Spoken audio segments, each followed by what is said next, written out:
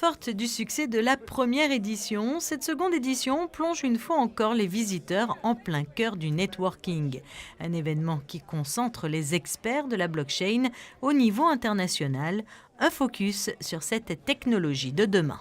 La blockchain, avec des mots simples, c'est un registre décentralisé. Donc ça permet d'avoir une traçabilité sur un certain nombre d'informations. Et ça permet que tous les utilisateurs également puissent avoir accès à ces informations.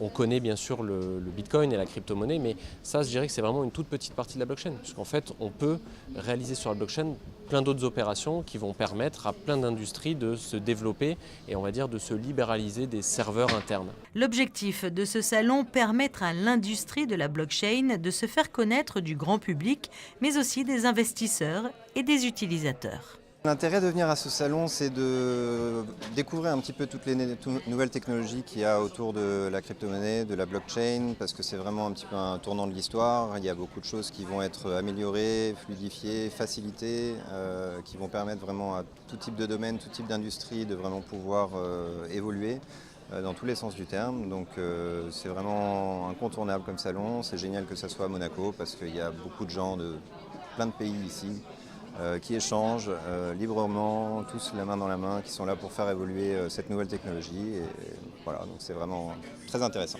L'utilisation de toutes les nouvelles technologies digitales s'applique également au monde de la santé.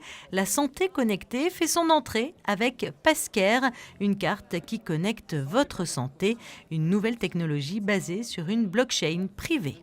J'ai commencé à faire mes recherches scientifiques au CNRS en France sur la prédiction du cancer du rein par exemple, et je me suis rendu compte qu'en fait le potentiel de l'information quand on la partage est extrêmement important. On peut faire de la prévention, de la prédiction, etc. Donc améliorer la recherche médicale.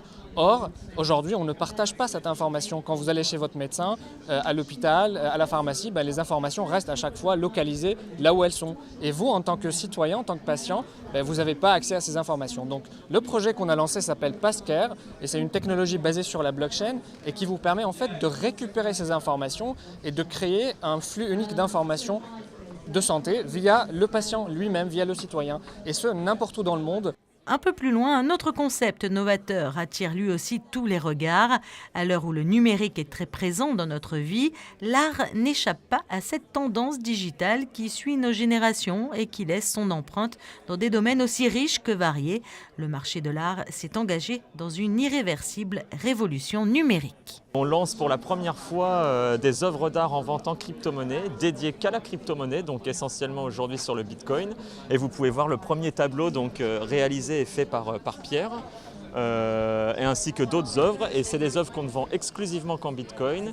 Et voilà, on est en train de produire une série d'art dédiée à la blockchain et dédiée à la crypto-monnaie, qui est un concept assez novateur et qui fait du bruit. Chaque œuvre est identifiée avec à l'intérieur, on cache à un endroit une puce qui va à la lecture grâce à une application. On va l'identifier, on va voir qui est le propriétaire, les techniques, enfin un vrai acte d'authentification mais sous forme de puce. Et ça c'est tout nouveau aussi. Voilà, c'est lié à la blockchain, c'est lié à la crypto-monnaie, c'est lié au monde de demain. Entre conférences, remises de prix et dernières innovations technologiques, le MIB aura permis de faire la lumière sur cette révolution numérique. La blockchain est donc l'objet de tous les fantasmes et il faut dire qu'elle compte déjà de nombreux supporters.